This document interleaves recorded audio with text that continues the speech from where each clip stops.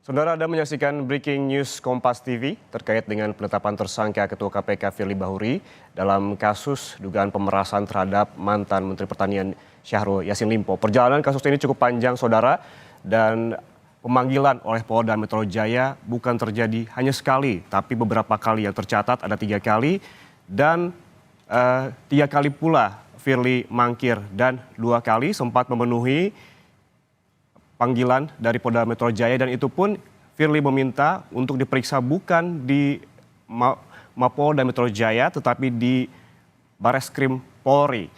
Dan juga ada Dewas KPK yang juga turut memeriksa pada pekan ini, di mana Dewas KPK memeriksa Firly juga sempat tertunda dengan berbagai alasan. Kita langsung sapa, sudah bergabung bersama kami ada Wakil Ketua Komisi 3 DPR, Habibur Rahman. Selamat pagi, Bang Habib. Selamat pagi, Assalamualaikum warahmatullahi wabarakatuh. Bang Habib, gimana tanggapannya nih dengan penetapan tersangka dari Firly Bahuri? Mungkin Bang Habib sempat ataupun mengikuti kasus ini dari awal dan hingga saat ini begitu panjang hingga ditetapkan sebagai tersangka. Tanggapan Bang Habib dengan penetapan Firly sebagai tersangka seperti apa? Ya, tentu kita semua pagi ini kan kaget ya membaca berita dan mengikuti breaking news ya. Namun ada 2 hal yang perlu kami sampaikan. Pertama ya, saya selaku Wakil Ketua Komisi 3 ya mengatakan bahwa kita tidak bisa ya, kita tidak dalam posisi untuk mengintervensi kerja-kerja KPK. Sebaliknya kerja-kerja Polda Metro ya, kerja-kerja Polda Metro. Sebaliknya, ya kita justru menghormati semua proses hukum yang dilakukan oleh aparat penegak hukum, termasuk di perkara ini. Di sisi lain, ya kami juga harus menghormati hak Pak Firly Bahuri untuk membela diri sebagaimana diatur dalam Kitab Undang-Undang Hukum Acara Pidana (KUHP). Bukan hanya membela diri, banyak sekali hak-hak sebagai tersangka ya, yang memang harus kita hormati juga. Nah, di antaranya kalau sekarang di era informasi begini, Pak Firly itu punya hak untuk menjelaskan kepada publik ya apa peristiwa yang terjadi menurut versi beliau. Nah, selain hak-hak teknis yang diatur di dalam KUHP seperti didampingi pengacara ya, didampingi mendapat pemeriksaan kesehatan dan lain sebagainya yang diatur dalam Kitab Undang-Undang Hukum Acara Pidana tersebut. Ya, menghormati Firly untuk membela diri tapi juga mendukung polisi dalam menangani kasus ini. Bang Habib melihatnya seperti apa? Karena memang perjalanannya cukup panjang dari mulai pemeriksaan, peningkatan kasus dari penyelidikan ke penyidikan, dan baru kemarin pengumuman setelah gelar perkara adanya tersangka. Dan apakah menurut Anda ini termasuk perjalanan panjang ini karena belum cukup bukti atau seperti apa yang dilihat oleh Komisi 3 DPR? Jadi kita, publik tidak bisa juga terlalu jauh berkomentar tentang hal-hal teknis penyidikan, Pak. Kalau dinamika penyidikan di dalam hukum itu selalu dikatakan dalam setiap kasus, dalam setiap perkara itu ada kekhasannya masing-masing. Ya. Istilahnya kalau di lagu dangdut itu tiap lagu itu ada cengkoknya masing-masing. Nggak bisa kita samakan. Misalnya kasus yang lain dalam waktu 1 bulan bisa ditetapkan tersangka dan proses berlanjut. Ya. Kita nggak bisa begitu. Ya kita silakan saja. Ini kan kita akan mendapatkan informasi ya dari pihak Polda Metro Jaya dalam penanganan kasus ini ke depan. Pasti kami yakin akan diupdate. Begitu juga Pak Firly punya hak dan bisa mengeksekusi haknya tersebut untuk menjelaskan kepada publik. Jadi sebenarnya nggak ada yang terlalu spesial juga ya. Masing-masing punya sikap, masing-masing punya hak, silahkan dilaksanakan dan kita sama-sama bersama publik kita mengawasi saja. Ya, tidak spesial, tapi ini yang menjadi spesial, yang menjadi tersangka adalah ketua atau pucuk pimpinan dari Komisi Pemberantasan Korupsi yang di awal ada fit dan juga proper test dari DPR. Pada saat itu, apa yang membuat DPR meloloskan ataupun menetapkan Firly menjadi ketua KPK? Apa pertimbangannya kala itu? Saya tidak punya legal standing, Mas, menjelaskan hal tersebut karena Pak Firly satu ya, fit and proper test-nya itu kan 2019 sebelum Oktober, di mana DPR periode ini belum dilantik, ya. Tapi namanya peristiwa apapun ya, tidak bisa dikaitkan dengan fit and proper test ya. Kita nggak ngerti, setiap masalah kan ada dinamikanya gitu. Jadi kalau Anda mengkaitkan dengan fit and proper, saya pikir kurang pas juga ya, karena kasus ini kan sedang berjalan, Mas. Kita Hmm, apa namanya juga ada prinsip presumption of innocence. Ya silahkan Pak Firly menjelaskan ya, teman-teman di Polda Metro Jaya menjalankan tugasnya silahkan saja. Kita akan bisa melihat nanti. Pada akhirnya, Mas, ini kan lambat laun akan ada kejelasan. Kalau di pidana, di proses pidana itu kan ada expose nanti, ya, expose dari apa? Dari penyidik pasti akan ada. Kemudian kalau toh sampai ke persidangan, ya juga akan ada surat dakwaan, ada pemeriksaan alat bukti dan saksi. Kita sama-sama saksikan saja, Mas. Jadi belum bisa juga, harus disadari oleh publik ya, azas presumption of innocence ya, azas oke. praduga tak bersalah belum bisa dikait-kaitkan ke sana. Oke, kalau melihat kasus ini, perjalanan kasus ini, Bang Habib, menurut Anda ini sebaiknya agar kasus ini dapat atau pemeriksaan perjalanan kasus ini agar bisa berjalan sampai nanti di persidangan, apakah diperlukan Firly ini diberhentikan secara otomatis karena memang tidak ada aturannya baik itu di KPK karena Dewas sendiri pun telah memeriksa Firly dan ada suara secara subjektif di situ dan tidak ada aturan bahwa ketika seorang pimpinan KPK terjerat kasus hukum, kasus korupsi untuk diberhentikan. Tapi sebaiknya menurut Anda apakah ini diberhentikan paling tidak untuk sementara dalam kasus ini untuk menjalankan ataupun menjalani pemeriksaan? Ya itu dia masalahnya, kan kita harus taat azas, harus taat pada aturan. Ya, ketika aturan tersebut dibuat ya, tentu dengan berbagai macam pertimbangan. Ya, kalau tidak ada aturan di pidana itu, kita nggak bisa lakukan gitu loh, nggak bisa paksakan untuk kita lakukan. Kalau nggak ada aturannya, apalagi ini ada aspek-aspek pengelolaan negara ya. Jadi dua disiplin ilmu, baik pidana maupun administrasi negara ya. Kalau nggak ada aturan kita laksanakan, dasarnya apa? Nah, itu kan yang akan menjadi bisa bisa menjadi masalah nantinya. Jadi silakan sebetulnya ya. Ini kan ada realnya masing-masing. Pihak Polda menjalankan tugasnya, Pak Firly apa namanya melaksanakan hak-haknya. Ya, sepanjang itu bisa berjalan, saya pikir ya kita lihat saja. Kemudian menurut Anda apakah juga Dewas KPK perlu dilibatkan karena memang sebelumnya ada komunikasi antara Dewas dengan polisi. Apakah dengan penetapan dan juga keputusan ini Dewas KPK pemeriksaan selanjutnya perlu dilibatkan? Bang Habib? Kalau secara teknis saya nggak ngerti ya pelibatannya, tapi dalam konteks tupoksi kan tidak ada kaitannya karena ini ada di alam yang berbeda. Dewas itu kan soal etik Hmm, ya, etika uh, pimpinan dan pegawai Komisi Pemberantasan Korupsi. Kalau ini kan soal pro justisia, soal penegakan hukum. Masing-masing bisa jalan tanpa saling istilahnya mengganggu ya. Selama ini kan bisa begitu. Pihak kepolisian jalan, pihak Dewas jalan gitu. Jadi kalau Anda lihat di aturan yang umum sampai ke detail kan nggak ada juga. Nggak ada nggak coba ya, hmm. aturan pelibatan Dewas gitu kan. Ketika apa namanya pimpinan KPK mendapat masalah hukum seperti ini. Karena kita ini punya aturan sudah sempurna menurut saya ya. Ada KUHP ya, ada apa namanya peraturan yang terkait dengan pelaksanaan tugas pokok fungsi Dewas. Dilaksanakan saja masing-masing gitu. Jadi jangan karena kita seolah ya ingin responsif dan lain sebagainya, malah melaksanakan sesuatu yang tidak diatur dalam undang-undang. Hmm. Tadi Anda juga menyebutkan terkait dengan ini dasarnya apa di Dewas KPK begitu. Kemudian ke depannya menurut Anda apakah perlu juga dibuatkan aturan terkait dengan pemberhentian Ketua KPK atau paling tidak pemberhentian sementara Ketua KPK ketika ada kasus hukum? Saya nggak ngerti ya, ada atau enggak aturannya, sekarang sudah ada atau belum ya aturannya. Tapi kan terminologi terjerat, dijerat dan lain sebagainya itu kan bukan terminologi hukum. Ya.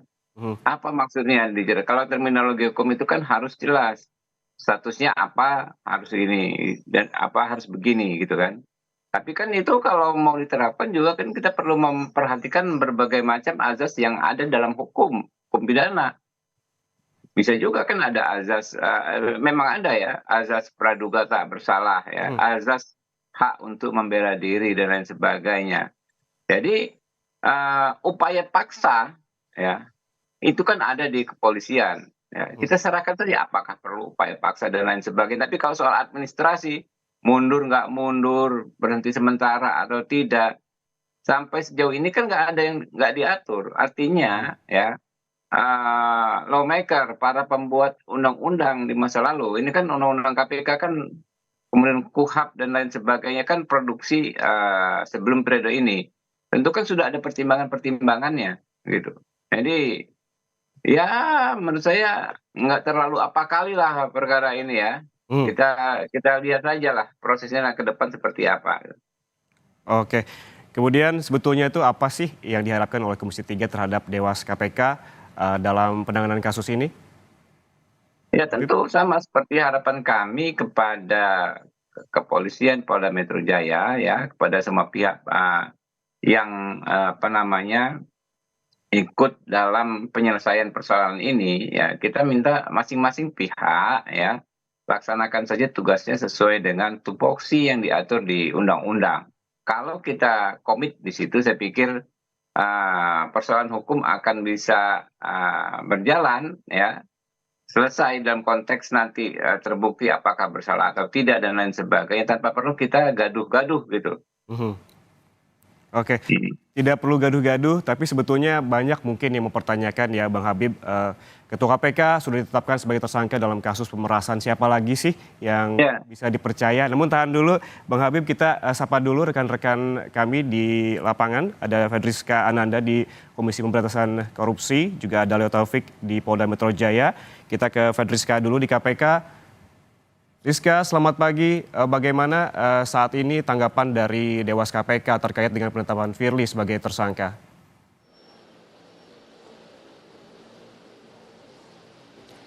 Ya, selamat pagi Ian dan juga saudara. Kalau untuk tanggapan terbaru dari Dewas KPK ini belum ada. Namun kalau misalkan kita mengikuti pada Senin lalu di mana Firly Bahuri ini diperiksa oleh Dewan Pengawas KPK terkait dengan dugaan pemerasan yang ia lakukan terhadap mantan Menteri Pertanian Syahrul Yassin Limpo, di mana ini anggota Dewas KPK Albertina Ho mengatakan bahwa apabila Firly memang ditetapkan sebagai tersangka, ini kasusnya akan tetap berjalan secara paralel di Polda dan juga namun untuk pemeriksaan etiknya ini juga akan tetap berjalan di KPK. Di mana kalau misalkan disampaikan oleh Albertina Ho untuk persoalan ataupun permasalahan perkara yang ia hadapi di Polda ataupun dengan pengawasan etik yang ia juga sedang tengah jalani di KPK, ini merupakan dua hal yang berbeda. Jadi meskipun Firly ditetapkan sebagai tersangka, namun proses soal pelanggaran etiknya ini Firly akan tetap menjalani karena ini memang bukan hal yang berkesinambungan. Inilah yang kemarin disampaikan oleh Albertina Ho. Karena memang tidak hanya tengah menjalani proses hukum di Polda Metro Jaya, namun Firly Bahuri ini juga beberapa kali telah dipanggil oleh Dewan Pengawas KPK, di mana kalau misalnya kita ketahui sudah 2 kali Firly dipanggil untuk dimintai klarifikasi. Namun akhirnya pada kali ketiga Firly kemudian memenuhi panggilan Dewas KPK. Kalau misalkan kita mengikuti kemarin pada hari Senin setidaknya selama 3 jam Firly Bahuri menjalani pemeriksaan di Dewas KPK dan kemudian hasilnya adalah terbuka opsi untuk Syahrul Yassin Limpo juga dimintai klarifikasi karena memang dari Dewas KPK ini menemukan adanya ketidaksesuaian antara keterangan Firly Bahuri dan juga keterangan Syahrul Yassin Limpo. Jadi memang opsi untuk menghadirkan Syahrul Yassin Limpo ini kemudian muncul untuk dikonfrontasi dengan Firly Bahuri. Yan. Ya, kemudian koordinasi apa saja yang dilakukan oleh Dewas KPK dengan Polda Metro Jaya pasca penetapan Firly sebagai tersangka?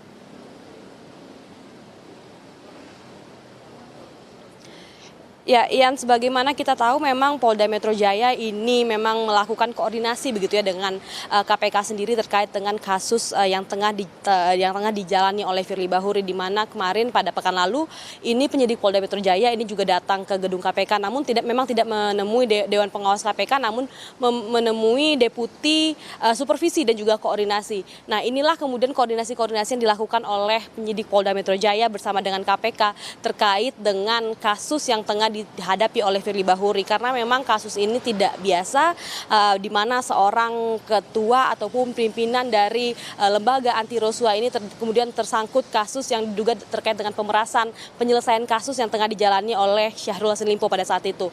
Karena memang untuk dari Polda sendiri ini juga bekerja sama, berkoordinasi dengan tidak hanya dengan penyidik KPK, namun juga dengan penyidik Baris Krim Polri, di mana kalau kita ketahui ini Firly Bahuri ini memang mendapatkan perlakuan khusus begitu ya, karena memang diperiksanya bukan di Polda Metro Jaya namun di Baris Krim Polri, karena memang kita ketahui Firly ini bukan orang biasa, ia merupakan pimpinan KPK yang juga memiliki latar belakang reserse. Jadi memang Polda ini selama melakukan proses penyelidikan terkait dengan dugaan pemerasan ini memang tampak berhati-hati, Yan, karena kalau misalkan kita ketahui juga bagaimana kemudian penyidik ini tampak maju mundur begitu untuk melakukan gelar perkara, namun akhirnya kemarin pada pukul 7 tadi malam ini kemudian penyidik Polda Metro Jaya melakukan gelar perkara dan didapatkanlah nama Firly Bahuri sebagai tersangka atas kasus dugaan pemerasan terhadap Syahrul Yassin Limpo.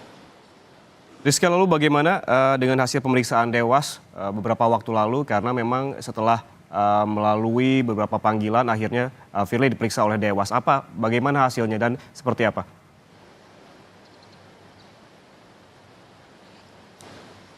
Untuk sementara Dewas KPK ini masih berkoordinasi dengan internalnya begitu ya untuk menjadwalkan kapan kira-kira Syahrul Yassin Limpo ini akan kemudian dipanggil ataupun dimintai keterangan. Karena memang kemudian muncul opsi untuk memanggil Syahrul Yassin Limpo dimintai klarifikasi. Karena kemarin seperti saya katakan tadi bahwa Dewas KPK menemukan ketidaksesuaian dari keterangan Firly Bahuri dan juga dengan apa yang disampaikan oleh Syahrul Yassin Limpo. Nah, kemudian inilah yang akan digali lebih dalam oleh Dewan Pengawas KPK, di mana kemudian akan dikonfrontasi antara Firly Bahuri dan juga Syahrul Yassin Limpo. Karena seperti yang saya katakan tadi juga pada awal bahwa Albertina Ho juga mengatakan meskipun nanti katanya pada saat itu ya, meskipun Firly Bahuri ditetapkan sebagai tersangka, namun proses etik yang memang harus dijalani Firly ini tetap harus berjalan, tidak terkait dengan proses yang sedang dijalani Firly di Polda pada saat itu, Ian. Baik, Rizka Ananda dari gedung KPK, kita bergeser ke Polda Metro Jaya, sudah ada Leo Taufik. Leo, apakah sudah terjadwal kapan pemanggilan Firly setelah ditetapkan sebagai tersangka? Ya, Ian dan saudara, memang rencananya setelah menetapkan Ketua KPK Firly Bahuri sebagai tersangka ini, Direkrimsus dari Polda Metro Jaya, Kombes Polisi Ade Syafrini mengatakan bahwa nantinya akan ada pemanggilan kepada Firly Bahuri dalam kapasitasnya sebagai tersangka dugaan kasus pemerasan terhadap dugaan kasus korupsi yang menimpa mantan Menteri Pertanian Syahrul Yassin Limpo ini. Untuk waktunya juga kami masih menunggu konfirmasi lebih lengkap dari penyidik Polda Metro Jaya sendiri. Memang pada Rabu malam ini penyidik dari Polda Metro Jaya menetapkan Ketua KPK Firly Bahuri sebagai tersangka dalam dugaan pemerasan terhadap mantan Menteri Pertanian Syahrul Yassin Limpo. Penetapan tersangka ini dilakukan setelah pada Rabu sore ini penyidik dari Polda Metro Jaya ini melakukan gelar perkara. Gelar perkara ini dilakukan setelah kurang lebih selama 1 bulan tim penyidik ini melakukan pemanggilan atau pemeriksaan saksi-saksi, yaitu sebanyak 91 saksi dan juga 4 ahli terkait dugaan kasus pemerasan yang dilakukan oleh Ketua KPK Firly Bahuri. Penyidik juga telah melakukan sejumlah penyidik juga sudah melakukan sejumlah penggeledahan di 2 tempat dan juga penyitaan barang-barang bukti ini. Penggeledahan ini dilakukan di rumah tinggal pribadi Firly Bahuri yang berada di Villa Galaksi Bekasi, Jawa Barat, dan juga rumah singgah Firly yang berada di Kertanegara 46 di Jakarta Selatan. Adapun sejumlah barang bukti yang disita oleh kepolisian diantaranya adalah 21 telepon seluler, 17 akun email, 4 flash disk, 2 unit mobil, 3 kartu e-money, 1 kunci mobil Toyota Land Cruiser, dan beberapa bukti lainnya. Sementara untuk barang bukti berupa dokumen ini berupa penukaran valuta asing senilai 7,4 miliar rupiah dalam pecahan dolar Singapura dan dolar Amerika Serikat. Memang kasus yang menyeret Firly ini bermula ketika Komisi Pemberantasan Korupsi ini menetapkan Syahrul Yassin Limpo sebagai tersangka dugaan korupsi di Kementerian Pertanian dalam periode 2020 hingga 2023. Lalu beredar foto pertemuan Syahrul Yassin Limpo dan Firly yang saat itu sedang berolahraga. Pertemuan itu diduga menjadi ajang negosiasi antara Firly dan juga Syahrul soal uang yang harus disetorkan. Firly lalu dipanggil oleh polisi untuk dimintai keterangan. Namun beberapa kali Firly ini mangkir atau tidak hadir dalam panggilan yang dilakukan oleh Polda Metro Jaya. Setelah sejumlah saksi diperiksa, Firly pun akhirnya tercatat sebanyak 2 kali memenuhi panggilan polisi. Terakhir yaitu pada 16 November lalu ini Firly diperiksa dalam kapasitasnya masih sebagai saksi dalam kasus dugaan pemerasan terhadap mantan Menteri Pertanian Syahrul Yassin Limpo. Pemeriksaan Firly ini dilakukan oleh penyidik gabungan dari Mabes Polri dan juga dari penyidik Polda Metro Jaya. Lalu pada 17 November ini KPK mengadakan rapat koordinasi dengan Polda Metro Jaya dan Barreskrim Polri menyoal supervisi kasus dugaan pemerasan terhadap Syahrul Yassin Limpo di Gedung Merah Putih KPK. Lalu pada 22 November atau Rabu kemarin, Polda Metro Jaya menetapkan Ketua KPK Firly Bahuri sebagai tersangka dalam dugaan pemerasan terhadap mantan Menteri Pertanian Syahrul Yassin Limpo. Ian. Ya, Leo, pertimbangan apalagi hingga akhirnya polisi menetapkan Firly sebagai tersangka seperti yang Anda sebutkan tadi bahwa sekitar 90 saksi sudah diperiksa, bahkan Firly juga 2 kali diperiksa di Barreskrim Polri. Namun kita ketahui juga Firly sempat memberikan pernyataan mengelak telah melakukan pemerasan terhadap Syahrul Yassin Limpo. Ya, Ian dan saudara, memang Polda Metro Jaya menetapkan Firly sebagai tersangka dalam kasus dugaan pemerasan terhadap Menteri Pertanian Syahrul Yassin Limpo ini setelah polisi beberapa kali melakukan panggilan terhadap beberapa saksi, yaitu 91 saksi dan 4 ahli, termasuk Firly Bahuri ini yang dipanggil statusnya sebagai saksi dalam dugaan pemerasan ini. Polisi menegaskan bahwa setelah dikumpulkan cukup bukti, akhirnya dalam gelar perkara ini ditetapkan Firly Bahuri ini sebagai tersangka dalam dugaan pemerasan terhadap mantan Menteri Pertanian Syahrul Yassin Limpo. Ian. Baik, terima kasih Leo Taufik melaporkan langsung dari Polda Metro Jaya. Sebelumnya juga ada Ferdiska Ananda yang melaporkan dari gedung KPK Jakarta. Terima kasih rekan-rekan, selamat bertugas kembali. Saudara, jangan kemana-mana, sesaat lagi Breaking News Kompas TV kembali untuk Anda.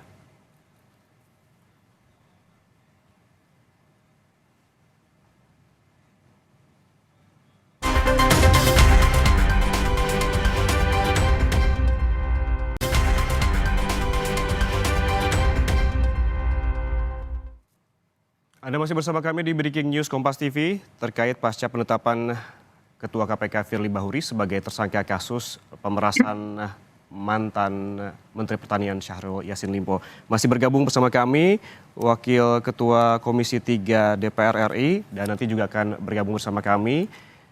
Seperti yang kita ketahui, saudara, bahwa kasus dari ataupun yang menjerat Firly Bahuri ini berjalan cukup panjang. Ada foto-foto yang tersebar antara Firly Bahuri dengan Syahrul Yassin Limpo yang bermain tenis, juga itu tersebar di media sosial. Kemudian sebelumnya juga ada pemeriksaan yang dilakukan oleh Polda Metro Jaya. 3 kali dipanggil, disebutkan bahwa Firly ini mangkir, namun 2 kali memenuhi panggilan Polda Metro Jaya dan meminta pemeriksaan tidak dilakukan di Mapolda Metro Jaya tetapi di Barreskrim Polri. Kala itu juga Firly tidak menemui ataupun tidak bersedia berbicara kepada awak media terkait kasus yang menjeratnya. Setelah itu juga Dewas ataupun Dewan Pengawas KPK memeriksa Firly terkait etik. Disebutkan bahwa Dewas KPK berkoordinasi dengan polisi untuk memberikan hasil dari pemeriksaan Firly di KPK kepada polisi begitu. Kita kembali bergabung dengan Wakil Ketua Komisi 3 DPR RI Habibur Rahman. Bang Habib, masih bersama kami? Ya, masih. Bang Habib, kita sempat ngobrol sebelumnya terkait dengan kepercayaan publik begitu terhadap KPK pasca kasus penetapan Ketua KPK Firly Bahuri sebagai tersangka. Siapa lagi yang bisa dipercaya ketika Ketua KPK telah ditetapkan sebagai tersangka? Anda melihatnya seperti apa sebagai wakil rakyat? Ya, tentu kita harus melihat bahwa penetapan tersangka ini kan belum merupakan pembuktian seseorang bersalah atau tidak, sehingga semua pendapat kita, pembicaraan kita harus berangkat dari posisi tersebut. Jadi kita lihat saja prosesnya ini ya, akan berjalan seperti apa. Kan pasti kepolisian kami yakin akan bekerja secara profesional. Salah satu dari detailing pekerja profesional itu adalah transparan. Ya, publik bisa melihat, bisa mengikuti kasus ini dari luar, dan kebiasaan ya baik yang dilakukan oleh kawan-kawan di kepolisian akan ada semacam expose kepada publik secara reguler gitu. Ya kita lihat saja gitu. Sementara di sisi lain tentu kan konsekuensi bahwa Pak Firly mendapat status tersangka adalah hak-haknya sebagai tersangka. Haknya itu macam-macam diatur dalam KUHP. Di antaranya adalah hak untuk membela diri, ya, untuk menjelaskan juga kepada publik, ya, yang sebenarnya versi Pak Firly seperti apa. Pada akhirnya nanti publik lah yang akan menilai, gitu loh. Oke, publik yang akan menilai ya, Bang Habib. Seperti Anda sebutkan bahwa perlunya ada transparansi dalam kasus ini dengan adanya ekspos yang reguler. Anda mengikuti kasus ini dari awal, apakah Anda menilai ini kasus sudah transparan terhadap publik? Ya, saya pikir sudah cukup transparan ya. Misalnya ada dari awal mulainya penyelidikan, publik sudah diinfo. Kemudian naik status ke penyidikan, ya, dari penyelidikan ke penyidikan, publik diinfo. Lalu serangkaian pemeriksaan para saksi, publik juga diinfo, termasuk lokasinya di mana sampai detail gitu kan.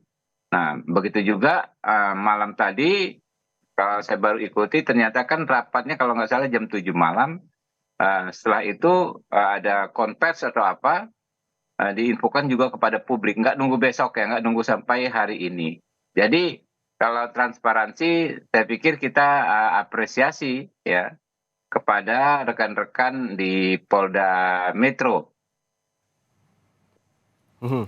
Kalau dibilang transparan, sudah cukup transparan ini ya Bang Habib. Lalu bagaimana dengan penanganan kasusnya? Banyak pihak yang menyebutkan bahwa sebetulnya penetapan tersangka dari Firly ini bisa dilakukan dengan cepat. Apakah Anda juga menilai ini kasus terbilang lama atau berlarut-larut? Enggak ya, sama sekali tidak lama, sama sekali tidak berlarut-larut ya, karena kan ada aturannya semua di KUHP, Mas, ya. Ketika kita masuk ke tahapan pro justisia, itu kan istilahnya waktunya itu argonya sudah dihitung gitu. Pasti kan kepolisian melakukan segala tindakan ya, rangkaian penyelidikan, hati-hati. Jangan sampai juga ketika buru-buru menentukan status penyelidikan dan lain sebagainya, ternyata ada tahapan-tahapan yang belum dilakukan. Nah, pastikan hati-hati. Ya kita lihat saja. Jadi kalau terlalu cepat, terlalu lama, itu subjektivisme publik nggak bisa diukur. Acuan kita adalah KUHP, Kitab Undang-Undang Hukum Acara Pidana. Selama masih dalam koridor tersebut, saya pikir nggak ada masalah. Mhm. Ya. Perlu juga yang diperhatikan, Bang Habib, ini Firly ini merupakan sosok yang terbilang kontroversial gitu dari awal kepemimpinannya. Yang tercatat saja yang saya lihat ada 10 kontroversi yang dilakukan oleh Firly begitu, salah satunya di awal dengan menggunakan helikopter yang mewah hingga saat ini penetapan tersangka. Anda melihatnya sendiri seperti apa? Kalau kami melihat kinerja mitra lebih ke kelembagaan, Pak, ya. Kalau soal kontroversi kan ada aturannya, boleh atau tidak boleh dan lain sebagainya. Kemudian aturan itu ada penegak aturannya, ada dewas dan lain sebagainya. Lalu penegak aturan itu juga berpedoman pada memberikan sanksi berdasarkan aturan yang tadi. Silakan saja semua berjalan, nggak bisa kita istilahnya kita gatuk-gatukan gitu loh dengan situasi yang terjadi tadi malam. Nggak dikait-kaitkan semua, nggak bisa menurut saya. Tapi kami ya mengawasi KPK sebagai lembaga ya, kerja pengawasan kami melihat KPK sebagai lembaga. Ada 3 hal menurut kami yang dilakukan KPK terkait pemberantasan korupsi. Yang pertama adalah edukasi ya. Di KPK periode ini, edukasi itu menurut saya lebih baik daripada periode-periode sebelumnya. Banyak sekali model paket edukasi kepada publik, kepada kepala desa, kepala daerah, pimpinan-pimpinan partai politik, anggota legislatif, ya, pendidikan anti korupsi itu lebih maksimal di periode ini, ya. Lalu pencegahan juga ya kan, bagaimana KPK menjalin komunikasi dengan kementerian, lembaga ya untuk ikut sama-sama mengawasi kebijakan terkait penggunaan keuangan negara, lalu menyampaikan aspek pencegahan. Kemudian juga yang ketiga adalah penindakan ya. Jadi pertama edukasi, pencegahan dan penindakan. Saya pikir penindakan yang dilakukan KPK periode ini juga nggak jelek ya. Tidak dengan rapor merah. Banyak juga kita lihat hampir setiap hari ada yang ditetapkan sebagai tersangka. Hampir semua level kekuasaan ya dan semua cabang kekuasaan juga ada yang ditetapkan tersangka. Kalau itu yang menjadi ukuran ya. Jadi penegakannya juga, penindakannya juga sebenarnya tidak melempem. Jadi ini pengamatan saya dalam konteks kelembagaan KPK sebagai lembaga ya, bahwa kita ini KPK dan semua kita ini tidak hidup di ruang hampa karena itu ada masalah-masalah ya pembicaraan publik dan lain sebagainya, nggak ada ya silakan saja.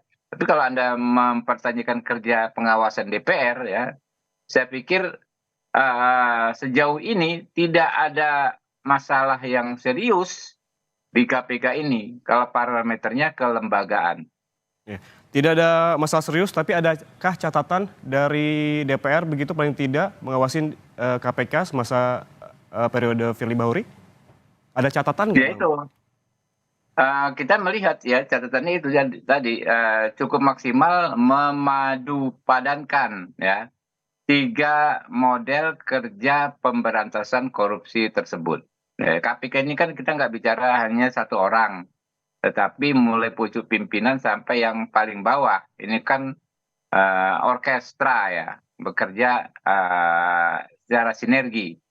Jadi kalau yang kami lihat, kalau saya kan baru di periode ini DPR ya, bisa melihat lebih detail dari posisi sebagai pimpinan Komisi 3, bisa melihat lebih jernih, berbagai macam dinamika. Kan mereka juga ada tantangannya dalam menjalankan kerja gitu kan. Ada dinamikanya, ada masalah-masalahnya. Dengan banyaknya dinamika dan lain sebagainya, saya pikir sudah cukup perform KPK periode ini ya. Cukup perform tapi memiliki pimpinan KPK ataupun ketua KPK yang kontroversial begitu. Sebetulnya banyak pihak yang menyebutkan bahwa kasus ini memang salah dari awal begitu, dari penetapan ataupun keputusan memilih Firly sebagai ketua KPK. Lalu sebetulnya menurut Bang Habib nih apa sih yang diperlukan oleh oleh pimpinan KPK atau ketua KPK, sifat-sifat ataupun apa elemen-elemen apa yang diperlukan oleh seorang pimpinan ataupun ketua KPK agar kasus-kasus serupa seperti ini tidak terjadi? Ya itu lagi ya, balik-balik ya, soal salah dari awal kan kita belum tahu ujungnya masalah ini seperti apa, gitu. Mhm. Ya, jadi nggak bisa premis yang Anda sampaikan di awal tadi, ini sudah salah dari awal. Ya saya mohon maaf, kalau kami kan orang hukum berpedoman pada putusan-putusan hukum gitu loh. Baik.